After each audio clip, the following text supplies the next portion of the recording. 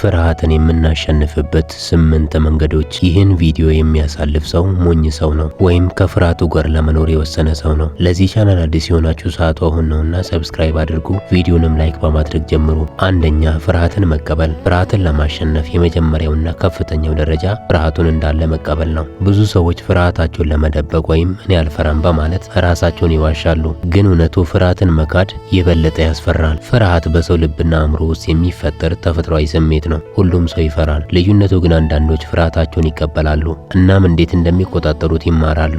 ሌሎች ግን ከዚህ እውነት ለመሸሽ ይሞክራሉ። ሰው ፍርሃቱን ሲቀበል እነዚህ ሁለት ነገሮች ይሆናሉ።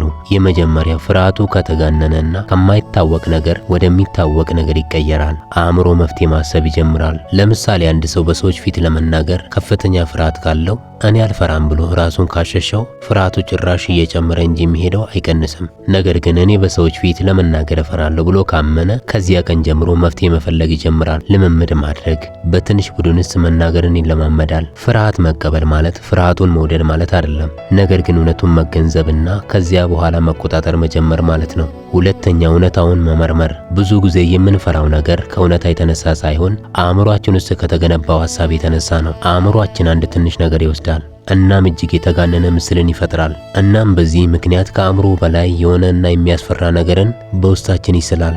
ስለዚህ ምክንያት ፍርሃትን ለማሸነፍ የሚረዳው ነገር እውነታን በጥልቀት መመርመር ነው። ፍርሃትን ለማሸነፍ የወሰነ ሰው እነዚህ ጥያቄዎችን ራሱን መጠየቅ አለበት።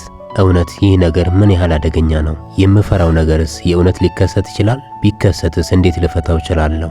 የሚሉትን ጥያቄዎች ራስን መጠየቅ መልካም ነው። ብዙ ጊዜ ሰው እነዚህ ጥያቄዎችን ሲያስብ የፍርሃቱ ትልቅ ክፍል እውነት እንዳልሆነ ይገነዘባል። ለምሳሌ አንድ ሰው አዲስ ስራ ለመጀመር ሊፈራ ይችላል። አእምሮ ካልተሳካ ሁሉም ነገር ይበላሻል ይላል። እውነታው ግን ሲመረመር እንደዚህ ይሆናል። ካልተሳካ ሌላ ስራ ማግኘት ይቻላል። እንደገናም ደግሞ የስራ ልምድ ይጨምራል። በዚህም ልምድ ደግሞ የተሻለ ነገር ሊመጣ ይችላል የሚል ጥንካሬና እምነት ላይ ይደርሳል። ይህ ማለት ፍርሃት ብዙ ጊዜ ከእውነታ ይልቅ ከምናስበው ምስል የሚመጣ ነው። እውነታውን በግልጽ ማየት ስንጀምር ፍርሃቱ ቀስ በቀስ ኃይሉን ያጣል። ሶስተኛ፣ ቀስ በቀስ መጋፈጥ። ፍርሃትን ለማሸነፍ በሳይኮሎጂ ውስጥ በጣም የሚመከር መንገድ ቀስ በቀስ መጋፈጥ ነው። ይህ ማለት የምንፈራውን ነገር ሙሉ በሙሉ በአንድ ጊዜ መቅጠም ሳይሆን በትንሽ እርምጃ መቅረብ ማለት ነው።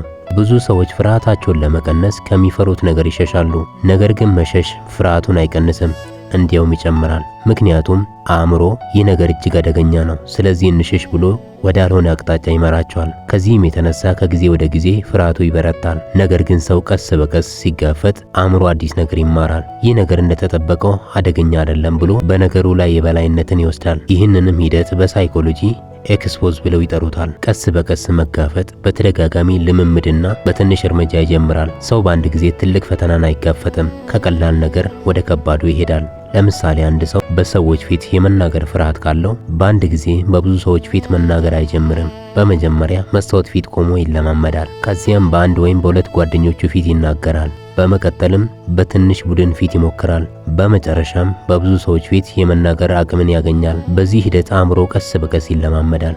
ከዚያ በፊት እጅግ አስፈሪ የመሰለው ነገር አሁን እንደሚቻል ያምናል። የሳይኮሎጂ እውነታ አእምሮ ለአንድ ነገር ብዙ ጊዜ ሲጋፈጥ ፍርሃቱ ይቀንሳል። ይህ ሂደት ሃቢቹዌሽን ይባላል። ይህ ማለት አንድ ነገር በተደጋጋሚ ሲያጋጥመን አእምሯችን ይለምዳል፣ የፍርሃት ምላሹም ይቀንሳል። ፍርሃትን ለማሸነፍ የአንድ ቀን ስራ አይደለም። ትንሽ እርምጃዎች በተደጋጋሚ ሲደረጉ ብቻ እነዚህ ለውጦች ይመጣሉ። እንደዚህ ሲሆን አእምሯችን እኔ ይህን መቋቋም እችላለሁ፣ ማሸነፍ እችላለሁ ብሎ ያምናል። አራተኛ፣ አዎንታዊ አስተሳሰብ ወይም ፖዚቲቭ ቲንኪንግ። ፍርሃት ብዙ ጊዜ ከእውነታው በላይ ከአእምሯችን የሚመጣ ነው። ሰው ሲፈራ አእምሮ አሉታዊ ሐሳቦችን በፍጥነት ያመነጫል። ለምሳሌ እኔ አልችልም፣ አበላሻለሁ፣ ሰዎች ይስቁብኛል፣ ነገሩ በጣም ያስፈራል። እነዚህ አሉታዊ ሐሳቦች ፍርሃትን ይጨምራሉ፣ አዲስ ነገር እንዳንሞክርም ይከለክሉናል። አዎንታዊ አስተሳሰብ ማለት ግን ሁሉንም ነገር በሐሰት ጥሩ ነው ብሎ መመልከት አይደለም። ይህ ማለት ነገሮችን በእውነታ መመልከት፣ ነገር ግን በእምነትና በተስፋ ደግሞ መመልከት። አንድ ሰው አንድ ነገርን በአሉታዊ መንገድ ካሰበ ስሜቱ ፍርሃት ይሆናል፣ ባህሪውም መሸሽ ይጀምራል። ነገር ግን ሐሳቡን ቢቀይር ስሜቱ ይረጋጋል እናም ሊሞክር ይጀምራል። ለምሳሌ አንድ ሰው የሥራ ቃለ መጠይቅ ወይም ኢንተርቪው ሊሄድ ነው እንበል። አሉታዊ ሐሳብ እኔ አልችልም፣ ሌሎች ከኔ ይሻላሉ፣ በእርግጥ እሸነፋለሁ። ይህ አይነት ሐሳብ ሲመጣ ሰው እጅግ ይፈራል፣ እምነቱም ይቀንሳል። አዎንታዊ ሐሳብ ደግሞ ልሞክር እችላለሁ፣ ሁሉን ነገር ባላውቅም ልምድ ግን አገኛለሁ፣ ይህ ለኔ የመማር ዕድል ነው፣ እንዲህ ያለ ሐሳብ ፍርሃትን ይቀንሳል፣ እናም ሰው እርምጃ እንዲወስድ ያደርገዋል። ስለዚህ አዎንታዊ አስተሳሰብ እንዴት ይገነባል? አሉታዊ ሐሳቦችን ማወቅ። መጀመሪያ ራስህ በራስህ የምትናገረውን ሐሳብ ማስተዋል አለብህ። በመቀጠል መጠየቅ፣ ይህ ሐሳብ እውነት ነው ብለህ ራስህን ጠይቅ። ደግሞም መቀየር፣ አሉታዊ ሐሳብን በሚያበረታታ ሐሳብ መቀየር አለብህ። እንደገና በተደጋጋሚ መለማመድ። አዲስ አስተሳሰብ ቀስ በቀስ የአእምሮ ልምድ ይሆናል። ብዙ ጊዜ የምንፈራው ነገር ከእውነታው በላይ በአእምሮ የተፈጠረ ምስል ነው። ሐሳብ ሲቀየር ፍርሃት ቀስ በቀስ ይቀንሳል። አምስተኛ እምነትን ማጠናከር። ፍርሃት ብዙ ጊዜ ሰው ብቻውን እንደሆነ ሲሰማው ይበረታል። እኔ ብቻዬን ነኝ፣ ይህን መቋቋም አልችልም ብሎ ሲያስብ ፍርሃቱ ይጨምራል። ነገር ግን እምነት ሲጠናከር ሰው ከራሱ በላይ ያለ ኃይል እንዳለ ይሰማዋል። ይህም ለልቡ ድፍረትና ለአእምሮም ሰላም ይሰጠዋል። በመንፈሳዊ አንጻር እምነት ማለት ሰው በፈጣሪ መታመንና ሕይወቱ በእጁ እንዳለ መረዳት ነው። ሰው ይህን ሲያምን ፍርሃቱ ቀስ በቀስ ይቀንሳል። ምክንያቱም ሁሉን ነገር እኔ ብቻዬን መቆጣጠር አለብኝ የሚለው ጭነት ከልቡ ይቀንሳል። እምነት ፍርሃትን እንዴት ያሸንፋል? ልብን ያረጋጋል። ሰው ሲጸልይ ወይም ሲያምን አእምሮ ይረጋጋል። በዚህም ጊዜ የፍርሃት ሐሳቦች ይቀንሳሉ።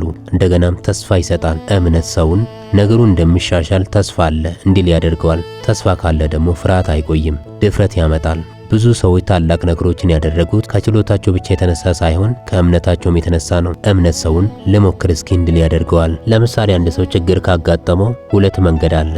አለማመን፣ ሁሉም ነገር አበቃ፣ እኔ አልችልም። እምነት ጋር ሲሆን ደግሞ ችግሩ ከባድ ቢሆንም መፍትሄ አለ፣ እግዚአብሔር ይረዳኛል። እነዚህ ሁለቱም ሰዎች ተመሳሳይ ችግር ቢኖራቸውም አስተሳሰባቸው የሚፈጥረው ስሜት ግን ተለያይተዋል። አንዱ በፍርሃት ወድቋል፣ ሌላው ግን በተስፋ ቆመዋል። ታዲያ እምነትን እንዴት እናጠናክራለን? ጸሎት ልብን ያረጋጋል፣ ከፍርሃት ያነሳል። መንፈሳዊ ቃላትን ማንበብ አእምሮን በተስፋ ይሞላል። ያለፈውን እርዳታ ማስታወስ፣ በቀድሞ ችግሮቻችን ውስጥ እንዴት እንደተረዳን ማስታወስ፣ የእግዚአብሔርንም የሰዎችንም እርዳታ ማስታወስ ዛሬንም እንድናልፈው ይረዳናል። ከአዎንታዊ ሰዎች ጋር መሆን እምነትን ያበረታታል። ፍርሃት ሰውን ወደ ጨለማ ያመጣል፣ እምነት ግን ወደ ብርሃን ያወጣል። ፍርሃት ሰውን አልችልም እንዲል ያደርገዋል፣ እምነት ግን እሞክራለሁ እንዲል ያበረታተዋል። ስድስተኛ ድጋፍ መፈለግ። ሰው ፍርሃት ሲሰማው ብዙ ጊዜ ብቻውን ይሆናል፣ ከሰዎች ይርቃል፣ ችግሩን ብቻውን ለመሸከም ይሞክራል። እውነቱ ግን ሰው ብቻውን እንዲኖር አልተፈጠረም። ልብን የሚያረጋጋውና ፍርሃትን የሚቀንሰው አንዱ ነገር ከሌሎች ሰዎች የምንቀበለው ድጋፍ ነው። አንድ ሰው ችግሩን ሲናገር የልቡ ጭነት ይቀንሳል። በውስጡ የተዘጋው ፍርሃት ከአፉ ሲወጣ ኃይሉ ይቀንሳል። አንዳንድ ጊዜ ሰውን የሚያስፈልገው መፍትሄ ብቻ አይደለም። ሌላ ሰው ሲያዳምጠው አንተ ብቻ እኮ አይደለም ሲለው ሰውየው ልቡ ይረጋጋል። ለምን ድጋፍ አስፈላጊ ሆነ? ፍርሃትን ስለሚቀንስ። ከሰው ጋር ስንነጋገር አእምሮ እንደ ቀድሞ አይጨነቅም። አስፈራን ነገር ትንሽ ነገር ይመስላል። አዲስ እይታን ስለሚሰጠን። እኛ አንድ ችግር ላይ ተይዘን ስንኖር አንድ አስተሳሰብ ብቻ ይዘን ነው። ነገር ግን ሌላው ሰው ሲመለከተው የማናየውን መፍትሄ ሊያሳየን ይችላል። ሌላው ድፍረትን ስለሚሰጠን። ከኛ ጋር የሚቆሙ ሰዎች ካሉ ሰው ድፍረቱ ይጨምራል። ሰዎች ከኔ ጋር አሉ ብሎ ሲያስብ ፍርሃቱ ይቀንሳል። ሰባተኛ ልምድ መጨመር። ፍርሃት ብዙ ጊዜ ከማናውቀው ነገር ይመጣል። ሰው ስለ አንድ ነገር ልምድ ከሌለው አእምሮ እንደ አደገኛ ነገር ይመለከተዋል። ስለዚህም ፍርሃቱ ይጨምራል። ነገር ግን ሰው በተደጋጋሚ ሲሞክርና ልምድ ሲያገኝ ያ ነገር ቀስ በቀስ የተለመደ ይሆናል። ፍርሃቱም ይቀንሳል።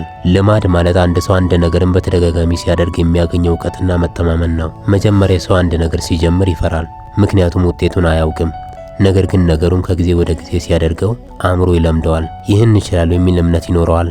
ለምሳሌ አንድ ሰው መኪና መንዳት ሲጀምር በጣም ይፈራል። መንገዱን፣ መኪናውንና ሕጎቹን በአንድ ጊዜ መቆጣጠር በጣም ከባድ ይመስለዋል። ነገር ግን በቀስታ ሲለማመድ ቀስ በቀስ ይለምደዋል። ከጥቂት ወራት በኋላ ያ ነገር ቀላል ይመስለዋል። የሳይኮሎጂ እውነታ እንዲህ ይላል፣ ሰው አንድ ነገር በተደጋጋሚ ሲያደርግ አእምሮ አዲስ ልምድ ይፈጥራል። ይህንን ሂደት በሳይኮሎጂ ለርኒንግ ስሩ ኤክስፒሪየንስ ይላሉ። ማለትም ሰው በማድረግ ይማራል ማለት ነው። ብዙ ሰዎች ፍርሃት ስለሚሰማቸው መሞከር ያቆማሉ። ነገር ግን መሞከር ሳይኖር ልምድ አይኖርም። ልምድ ከሌለ ደግሞ ፍርሃቱ አይቀንስም። እውነቱ ይህ ነው። መጀመሪያ ሞክር፣ ከዚያ ልምድ ይመጣል። ቀጥሎ መተማመን ይጨምራል። በመጨረሻም ፍርሃቱ ይቀንሳል። ስምንተኛ ራስን መተማመን። ፍርሃት ብዙ ጊዜ ከአንድ ጥልቅ ሀሳብ ይመጣል። ይህም እኔ አልችልም የሚለው እምነት ነው። ሰው በራሱ ላይ እምነት ከሌለው ትንሽ ነገር እንኳን ይፈራል። ግን በራስ መተማመናችን ሲጠናከር ፍርሃት ቀስ በቀስ ኃይሉን ያጣል። ራስን መተማመን ማለት እኔ ፍጹም ነኝ ማለት አይደለም። ይህ ማለት ችግር ቢመጣም መቋቋም ይችላል ብሎ ማመን ነው። እውነተኛ በራስ መተማመን ከውስጥ ይጀምራል። ሰው ራሱን እንዴት እንደሚመለከት በጣም ይወስናል። ፍርሃትና በራስ መተማመን። ፍርሃት ሰውን እንዲህ ይለዋል፣ አትሞክር፣ ትሳሳታለህ፣ ሰዎች ይስቁብሃል፣ ይፈርዱብሃል። ነገር ግን በራስ መተማመን ደግሞ እንዲህ ይላል፣ ምናልባት ልሳሳት እችላለሁ፣ ግን እማራለሁ፣ እንደገና ደግሞ እሞክራለሁ ይላል። ይህ ትንሽ የሚመስል የአስተሳሰብ ልዩነት በሰው ሕይወት ታላቅ የሆነ ልዩነት ያመጣል። የሳይኮሎጂ እውነትስ ምን ይላል? ሰው በራሱ ላይ እምነት ሲኖረው አእምሮ ፍርሃትን እንደ አደገኛ ነገር አይመለከትም፣ ይልቅስ እንደ ፈተና ይመለከተዋል። ፈተና እንጂ አደጋ አይመስለውም። ይህም ደግሞ ሰው በድፍረት እርምጃ እንዲወስድ ያደርገዋል። እስካሁን ስለተከታተላችሁኝ አመሰግናለሁ። በድጋሚ ለዚህ ቻናል አዲስ የሆናችሁ ሰዓቱ አሁን ነውና ሰብስክራይብ አድርጉ፣ ቪዲዮንም ላይክ አድርጉ፣ ለሚያስፈልገው ሰው ሼር አድርጉለት። አመሰግናለሁ።